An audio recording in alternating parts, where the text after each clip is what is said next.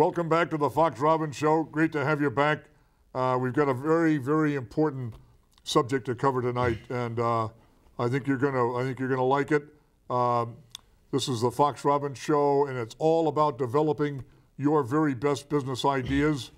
And I am the co-host of the show, Bill Fox, and the other co-host is none other than Coach Robbins. Hi, how are you, Mr. Bill? Well, he's quieting down now that he's back from Hawaii, and he's got the pounding of the surf out of his ears. Almost. Getting back, almost. Yeah, right. Bill, thank you very much. If you remember back in show number 2, we talked about the 4 P's of marketing, which is the traditional way that we've taught marketing to folks, and that was the product, price, place, and promotion. And everybody thinks marketing was all about just advertising and promotion. And hopefully you're now convinced after 33 shows, this is the 34th, I believe. 34th right. Show, that there's more to marketing than just putting an ad in the newspaper. There's an awful lot more. The idea that you have, this killer idea that you have, this what we call a disruptive, innovative idea, very, very new. You want to make some money selling it, you want to make it, you want to sell it, you want to bring it to market. There are 2 ways you can do it, obviously. 2 of the primary ways are you can go out and design it and manufacture it yourself and create an entire business and sell it. But of course, as you could imagine, that takes some time, that takes some money, that takes a lot of expertise, a lot of people, and a lot of effort. There is another way to get your hot product to market. And of course, I'm talking about the P of place in the marketing. How are you going to distribute your product? Well, licensing is sometimes a very good choice. There's probably partners out there who are already selling products to the people you might want to sell them to, and you probably should consider licensing your idea to these people. Creating a licensing contract, as you will see from the show tonight, is a lot of effort and a lot of work and a lot of back and forth negotiation. You have to have an idea that's obviously protectable. The IP is always an issue. It's patentable or it's protectable in some way. Otherwise, anybody can make it. But if you have what's known as a barrier to entry and you want to get this product to market, a very good choice would be licensing. Tonight's entrepreneur has worked at her company for 3 or 4 years. She's developed several products that are very disruptive innovations. And as you will see, she's going forward to scale her company. And what I mean by scale is build a bigger company through the mechanism of licensing one of her products to an existing distribution partner. And Paula will bring some insight to the licensing process tonight that I think you're very much going to enjoy. That's right, Coach. And our guest is Paula Wilbert, and she is the founder and CEO of Joint Protection Products. Right. She invented and seeks to market a unique type of glove. Right. Goes over your hand. Gloves usually do. It was just a guess on my part. Well, you're a pretty smart guy. She injured her own wrist. Yeah. She was playing soccer with her 6-year-old son. When we say look for pain in the market, that's literal. That was pain. There was a lot of pain there. And she experienced severe pain. Right. And especially when she tried subsequent to that, she was trying to perform her Pilates. Pilates. What did you call it? Pilots? I said no, Pilates. And yoga exercises. Yoga's easy, right? Using her, her hand and her wrist. And so she's come up with this unique product that is patentable and protectable. It is patented. That sets up the barrier to entry to anyone else to try to copy. Exactly, and you need to do that. You have to protect your ideas in this world. Otherwise, somebody will just copy them and big company will just bowl you over. Well, she's going to explain that over 25 years in occupational therapy, brain power, learning, and experience went into the creation of the product. Believe me, an awful lot of effort, a lot of. You'll be amazed. So we have a lot to cover on this topic. As Coach said, it's intriguing, but it's complicated. Very. And so don't go away. We're going to come right back with Paula Wilbert, and no fear running for the fridge. Hang in there. We're going to be right back in a second. Welcome back to the Fox Robbins Show. Thank you for not running to the fridge or grabbing the channel clicker and sticking with us. And because we've got Paula Wilbert with us, the founder and CEO of Joint Protection Products. And Paula, welcome to the Fox Robbins Business Show. Thanks for having me. Great to have you here. Pleasure to be here. Hey, Hi, Cliff. Paula. How are you? Good to see you. Haven't seen you in days. So, Paula, tell us a little bit about how you get started in your entrepreneurial venture. Well, like most products, it comes out of necessity. Mother is a, what is that? Mother is the, no, necessity is the mother of invention. Exactly. That's what happened with me. Yeah. Fell on my wrist, had a injured wrist, and came up with a product idea to solve my own problem. Right. And realized you're there an was occupational therapist, so you're Correct. capable of doing that, right? Correct. And so then I realized there was a need in the market for this product. Yep. And so went through the decision process of, do I do this on my own or do I license it? Right from the get-go, that entered my mind. So I did explore that early on. And you did get started by having some products made and getting out there and going to trade shows and starting the company by selling some of these things, right? Correct. Yep. But at some point you decided you wanted to take this thing to a different level, and that's when you considered licensing, to license somebody who's already in the field of not joint protection products, but athletic products, and that you could have them sell your product through their distribution channels. Really just as a way of seeking wider distribution. Right, and faster distribution, because they've already got hundreds of customers out there that they're selling other products to, and your product really fits in with the line of what they're selling, right? Correct. Okay, and so you decided to work out a license agreement with these people, right? I did. That was fun. I did. Yeah. It's been a Tell us a little bit about. It's been a process. Yeah. Well, I think that, you know, just going back a little bit in terms of the decision to license or not right from the get-go, I think there's some things that you need to evaluate, because for some companies it might make sense to just license their IP right from the start. Right. IP being the key, as I mentioned in Cliff's notes, this has got to have a barrier to entry. It's got to have some protection, right? Correct, and we're going under the assumption that there's either patent pending or a patent. Right. Exactly. Otherwise, you really don't have anything to license. Right. You can license know-how, but that's a little bit That's tricky. tough. Yeah, tricky. right. Yeah. So, you know, the big advantage of getting a license is that all the costs are assumed by the licensee. So, so then, you know, if the barrier to entry for you is this huge startup cost, then that could be the advantage. Right, and there's a risk. If you go out and either borrow the money or take your own money and go ahead and start to try to build this company, you need money, you need people, you need infrastructure, and it limits the scalability, and the time frame stretches out too, whereas licensing you can do a little quicker, right? Yeah, assuming that the licensee gets on board right away, and that you know, the licensee is invested and interested and stays on schedule and has the budget for it, and has good integrity too. Right. Well, integrity is a very big part of anybody you're going to do business with. So I think that, you know, the thing that made me decide not to license right from the beginning was I felt like I had met with a company that does that, takes people's products and manufactures them, and then takes a percentage of the royalty. Right. And number one, you lessen your percentage by doing that right from the start, but also I just didn't feel the passion for the product, and I think nobody's going to have the passion for a product that you have yourself. Right. So that took time for you to build that passion for what you were doing too, and you have. I can see that. Well, the passion and the knowledge and the experience and you know, that's scars, as I that's like to say. one of the cons of doing it yourself, is the learning curve. That's right. For sure. Right. It's the learning curve and the raising the capital and the taking on the startup costs.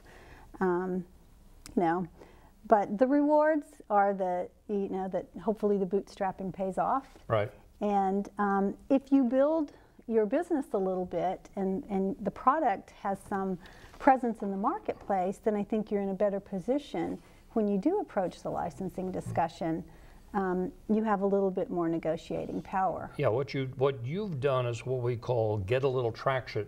In other words, you started with an idea, you did the design, you had them manufactured, you got out there, you created the website, did the trade show, started to Tested develop. and refined the product several times. Exactly, and redefined the product and redesigned, and you learned as you went, because you've been doing this for what now, 4 years?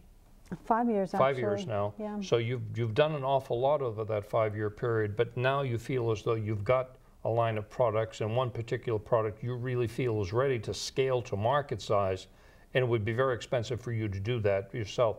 Whereas licensing it to an existing partner who has the funds, who has the connections to manufacture and distribute and sell, can scale your business very quickly. Correct. Okay. Tell us a little bit about your process and what you went through and some of the things that you've learned through the licensing process.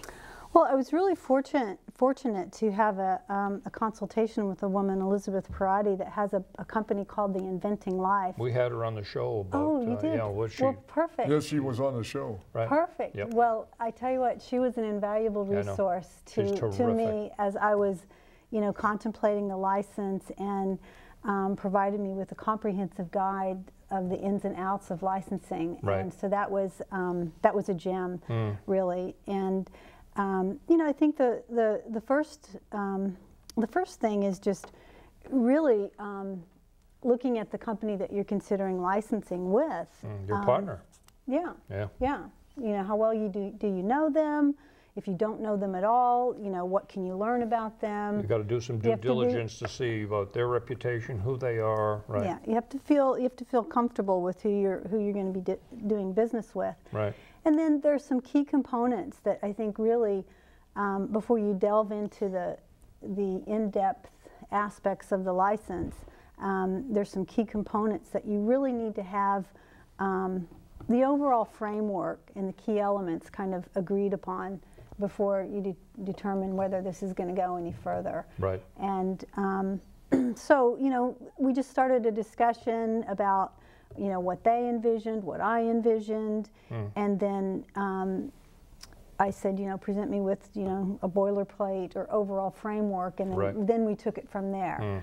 And so, I think the first thing is to really define the product and define what it is they're licensing and be very clear and specifically, because you've got 4 or 5 products, right? Well, I have two products on the market selling right now, and then several products in R&D. In the R&D stage, with ideas for more products, and you're going to license just one of your products to this company. That's what we're starting with. Right. To see how they do. Give them a test, right? Exactly. So they're going to manufacture, and they're going to sell that one product, and then you'll make a judgment as time goes on on how they're doing and whether or not you want to continue with them in other areas, but at least you're doing some, testing the waters with them. Right. Right? Right. And so you've done your due diligence, you're happy with these folks. The bottom line to all of it is you can go through all of this due diligence, you can talk to them, but your gut tells you, you know, especially when you're sitting there and you're in the meetings with folks and you feel good or you don't, you know.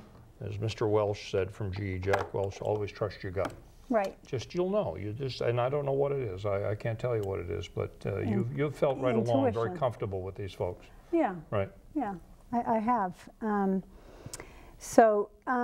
think that there's definitely some key things that a licensee will almost always ask, and one of those is for exclusivity.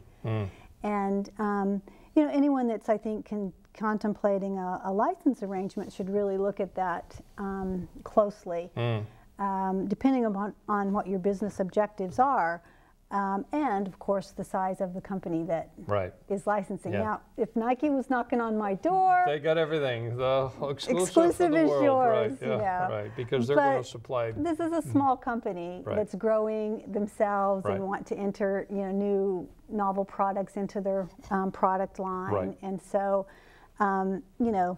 They're not too much older than our company is. Right.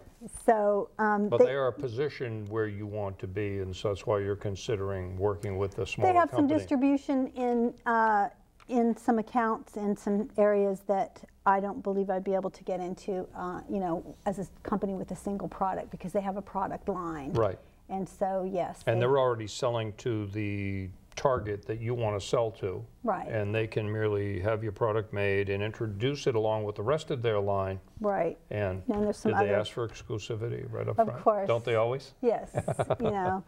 And, you know, so I kind of made a joke about it. I know, You yeah. know, and then, you know, you know, they, as we discussed it, they understood that, They weren't you Nike. know, well, and that we were also a young growing company and didn't want to limit ourselves in that way. Right. But what we did agree upon was account exclusivity, so that once they are selling the product in a specific account and That's they have fair. a certain amount of time in order to establish that, Right. that then I wouldn't solicit other Right. competitors. That's their to- account. to They've sell. opened it. They've begun doing business with it, and that becomes their exclusive account. Correct. Right. So that was, you know, that was a good one to get Right. kind of right up front. Right. And then just the territory, you know, I think they say that it should be the 80-20 rule, and that their scope of, their field of use should be limited to 80% of where the area where they have 80% of their sales. So that, you know, you're licensing for their home turf, and they're not asking for the world. Right. Or the universe. Yeah, yeah. So that, you know, we were able to define pretty easily. The right to sub-license really didn't come up, but that's kind of another one to pay attention to. If a company asks for the right to sub-license, you need to question why you're licensing with them in the first place. The answer to me, my short answer is no. Yeah, short answer is no. No. Right. All right. Yeah. I mean, you're the one that can sub-license, Right. the owner of the IP. Right. They are the ones that you're licensing. Why would they to. sub-license? They're supposed to be taking this thing and making a market for it, right? If they need to sub-license, then You they're got the wrong obviously, partner. yeah, they're Right, obviously yeah. not able That's to why I do, say the short answer is no. to do the Okay? job. So that, you know, that's another element Right. to look for. And then one of the really important things to sort of hammer out is what the licensor will do and what the licensee, what your the licensee's obligations are. So the licensor, meaning what you will do for them. Right. And obviously, the more you give, the more you get, like Right. like most things in Right. life. So if you Quid can pro share quo. your, It's only Latin I know. yeah, you know, if you can help with training, if you can share design ideas, give marketing support, maybe they're going to be showing your product at trade shows and want you to make appearances. So have those discussions about what you will do Right. for them. And Right. then also you need to clearly spell out what the licensee, what they will do, what their obligations Right. are. And so, you know, that we're really still in kind of fine tuning, but overall have kind of set the framework in terms of specific milestones that they're going to achieve, how they're going to market the product, distribution channels they're going after, and then this is actually a whole nother category, but it's really under the licensee's obligations, but specific performance criteria is really key to any license. Absolutely, because you don't know, you know, if you're going to enter into a licensing agreement with somebody and they don't perform, then you're getting 7% of nothing. And you don't want to be stuck in that and you don't want to be license. stuck with them, So you need to have a performance criteria, and Right.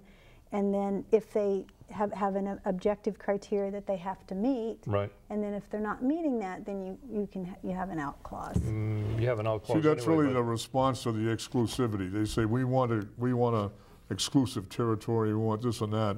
Say, fine, if you perform. That's the response. And that's what you did. Well, You worked it out so that they have to show performance and can't just sit on the product, Right.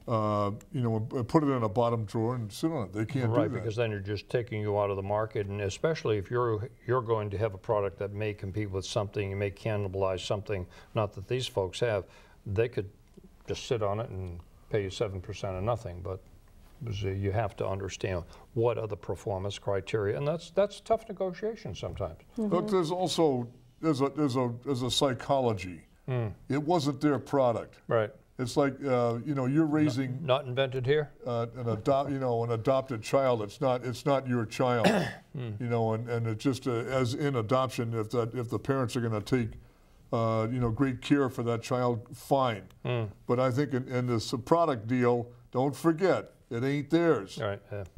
But if they love it and they think that they're going to make a lot of money from it, that's fine, and then they're really going to push it and make it go. Well, that's what you're trying to accomplish, is to make sure they do push it. Yeah, right? And the general guideline, they had to set projections, and again, it was difficult on their end because it was a new product to their product line to sort of give reasonable projections in terms of what they thought they could do with it. And so they were kind of playing this game of wanting to give big enough projections to keep me interested, but not wanting to over-project. But if they were too conservative, then it was like, well, what's the point? Who needs you, right? Yeah. You know, so they came up with projections, and then we agreed on for the performance criteria, which I thought was actually really fair. Is they have to meet 50% of their projections. Right. And they're the ones that came up with the projection. Like you say, the pressure was on them from both ends. The pressure was on to say to you, I can sell a big number of these things, but on the other hand, I don't really know, and on the low end, if I only say I can only sell these few of these things, you wouldn't be interested. And so the pressure's on them to come up with the best they can do, a swag, scientific, wild, blank guess, which says, we think we can do this much, and then you, being a very fair person, say, okay, if you think you can do that much, I expect 50% of that, and that's what you've got to meet. And if you don't meet that, then we've got something to talk about. And I think if they don't meet that, then it's, it's not worth it to you. They're not going to be interested in it either. Right. Yeah. No, yeah, and therefore you do have a bug out road, as we like to call it. You also have to figure out how you're going to know if they're selling. I mean, they say... Well, that's where the integrity comes in, you know, and being able to trust who you're dealing with. That's right. And you're back and forth. You're negotiating. You're getting to know these people. And like I say... They offered to open up their books. And I mean, there's, ways, there's sort of checks and balances in there. Right. So that you can know. I think one other secret, hidden secret in here, is that you want to make sure with that licensee, that company, that you have a champion in that company, but others don't care. It's possible. Yep. That someone in that company loves it. Others people are not so sure. Does the president love it? I think so. That's the best champion to have. But you want to make sure that they're all the the Absolutely. people are behind. People get on board. Right. And then of course the big important thing to obviously agree on is Cherchez d'argent. Show me the money. Show me the money. Look so what's the consideration? What's the royalty? And generally products with high gross margins can support a higher royalty. And you'd be surprised, but a high royalty is a reasonable royalty is considered 5% is a good royalty. People think and that's 5% of sales. Of gross not a profit, sales. Of gross sales. sales. Never touch profit because that could be zero like that. What are the gross sales? Cook the books. That's right, cook the books, right, yeah, definitely it has to be on the gross sales. Right. And of course they have to be able to manufacture it and sell it and cover their overhead and their cost of goods, of course, and their overhead, and make a profit, make a fair profit, and still pay you, the licensor, the 5% or 7% or whatever it is, Right. But in this case, you've looked at the price points, the costs, the costs they're going to incur to bring it to market, and you're going to have costs too. Because if you go there and you go to the trade shows and participate in things, out of your 5%, unless you negotiate that they're going to pick up the tab for that. You've got everything's negotiable in these things. Right. Everything is negotiable. It's true. Yeah. And then, probably the final thing to consider, I mean, there's many things, but of the key items that you need to really just agree on before you get into all the detailed minutiae of the contract. Yeah, and there are many minutiae. Is really the brand ownership and trademarks. Are they going to promote your brand, or are they private labeling it? And then if they are using your brand, are you retaining the right to use your brand outside of their licensed territory? So you don't want to box yourself out that you're giving away your brand if you're still planning to market and distribute your product as well. Correct. Yeah. Your brand, brand, and he knows when we talk brand, that's yours. To me, that is the most valuable asset that you're building. Excuse me, is your brand, and I wanted you to retain ownership of that. Absolutely. So those are the kind of the key elements that you need to agree upon, and then once you reach those, you can get into working out the details. Right. But if you don't have the groundwork laid, there's no point in going any further from there. And then obviously at some point you have to have, depending on how comfortable you are in any of the stages, but you obviously need to have a patent or IP licensing attorney get involved. Absolutely, and you want to protect yourself, right? Yeah, to review the contract before it's all signed. Yep. That's another signed selection and sealed. process. It is. Yet another selection It process. is. Lots of selection processes. A lot of work in negotiating a licensing agreement. It's been more time consuming than I imagined, and taken longer than I had wanted. But it has a lot of benefits. You know, but it's important to go back and forth and keep the.